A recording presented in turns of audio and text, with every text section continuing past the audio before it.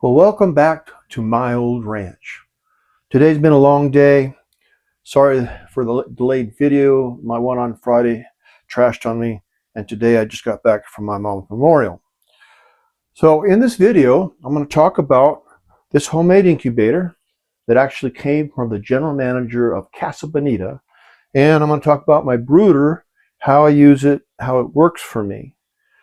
Now, to set up this story, I'm going to do a little tribute to my mom. My mom worked for Casa Bonita for 25 years. Many of you have probably been through Casa Bonita and had your picture drawn. There's a good chance back then she was the one who drew it. Anyway, she talked me into going to work for Casa Bonita because she knew I knew how to do a lot of things. And as a result, I fixed everything from replacing the light bulbs to the top of the tower, which was really spooky, to the air handlers on the roof, to crawling above the ceiling above the pool. Those of you who have been there will know what I'm talking about.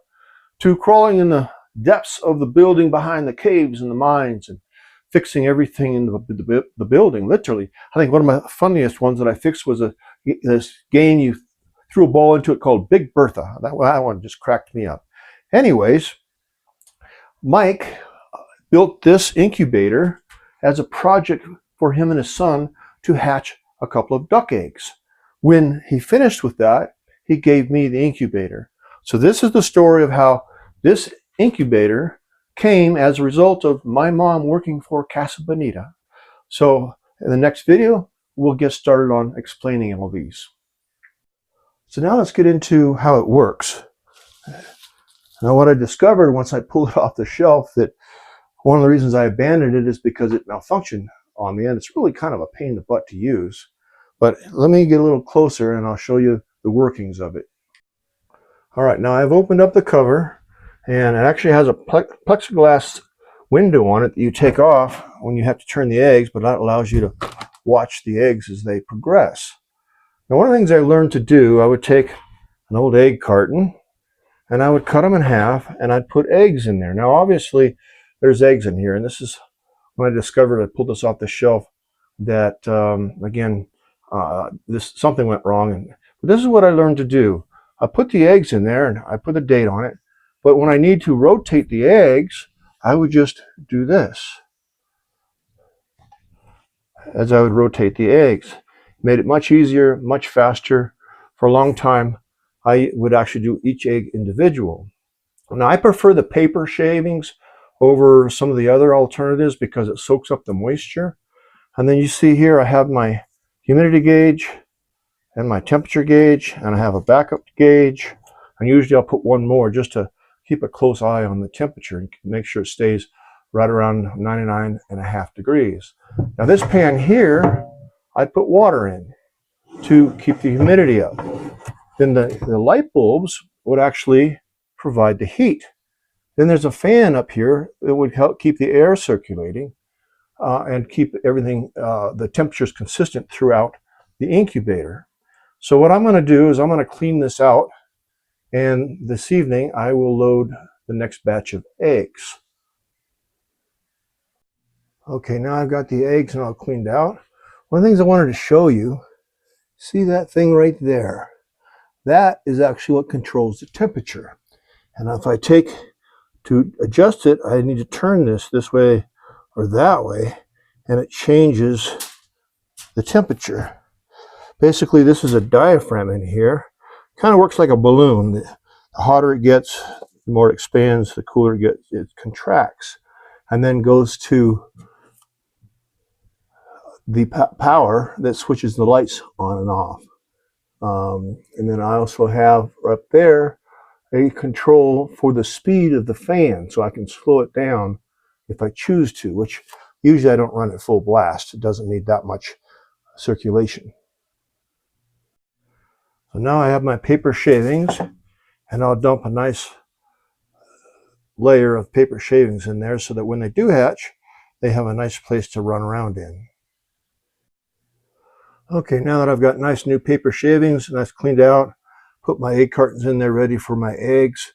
I'd like to also point out that right back there's actually a air pump for a fish tank. And with this hose, you could put this in the water to make it bubble and make it a little bit more humid. Now also, just so you, as a thought for anybody who needs a brooder, when the chickens do hatch, you could take the egg cartons out and they could survive here until they're too big to be in here as far as to be a brooder. Okay, now I put the cover back on it. I put my temperature gauge back in there and also humidity gauge. And I need to stabilize it right at about 95 degrees before I put the eggs in. Hopefully the settings will be good, and I fixed it last year, or last time I used it, I should say, and it is actually all still in good working order. So I'll be getting the eggs here before too long and marking them and putting them in here. And two, just as a front, this is coming along nicely. 19 days left, 100 degrees. And then I'll explain the brooder here in just a minute. Okay, I have my brooder set up. You can see the light, and I will actually adjust it up and down according to how big the chicks are and how many there are. Right now I just have a 100-watt light bulb in it, and that I find is usually pretty sufficient. I've got my food ready. My water will go in there. You see now this incubator has come up to temperature, and humidity is not very high, but that's typical for Colorado. So it is ready for eggs to be put in it here in just a bit. Now you just saw a quick flash. To regulate the temperature, the light bulbs actually go on and off because that's what produces the heat. Okay, now I'm ready to put my eggs in the incubator, and you can see the insulation that's on the outside, little windows so you can look without having to open up the whole thing. We'll open it all up. You can see here that my temperature is holding like it's supposed to. It's hot enough, and so the lights just went out. So let me put the eggs in it. Pull the plexiglass, and I've already marked them. So I will put them in.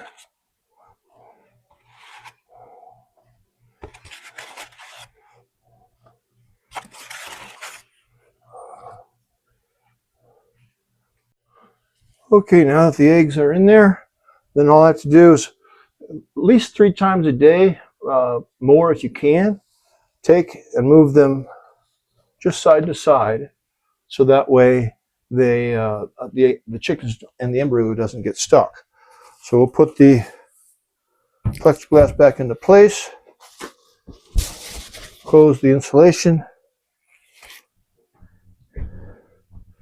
and that has it for this incubator for today. Well, that's my video for today. I hope you found this beneficial of how I'm raising chicks, and I hope you stay with me. Like and subscribe as I hatch the eggs, and you'll see me turn the eggs and see how this batch here works, and also my store-bought incubator. Hopefully it doesn't malfunction and we have chicks, and again in 19 days we should be having baby chicks hatch. So till the next video, I'll see you then.